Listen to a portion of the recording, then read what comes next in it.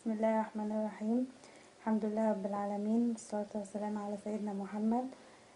أنا مارينا زكي متى، ساكنة في الأنطرة شرق الإسماعيلية، طالبة في كلية الآداب جامعة قناة السويس، قسم جغرافيا. أنا مسلمة، دخلت دين الإسلام عن قناعة.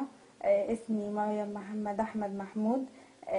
محدش غصب عليا في حاجة، أنا داخلة بكامل قوايا العقلية ومقتنعة بكده كويس جدا، وبهدي الرسالة دي لأي حد مش قابلني او بيقول عليا كلمة مش حلوة. انا ربنا عالم باللي فيا، وانا داخلة كده مقتنعة جدا 100%، وبهدي لكل واحد اقول ربنا يهديه وربنا ينور طريقه ويهديه للدين الصح اللي هو دين الاسلام.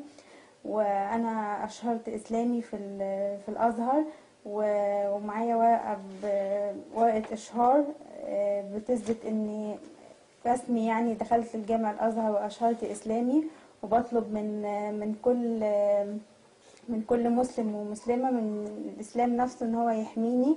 وبقول لكل حد بيقول مظاهرات وبيعمل حاجات، انا مقتنعة بكده تماما، وانا مش مخطوفة ومش مغصوبة عن حاجة، وبدي لكل واحد الهداية وبقول له يقف معايا ويحميني وينصرني ويقويني على اللي انا عملته واللي انا عايزة اعمله. قلبي بذكرك يطمئن، يدعوك ربي العليا، سبحانك وبحمدك يرجوك عفوا وعافيا.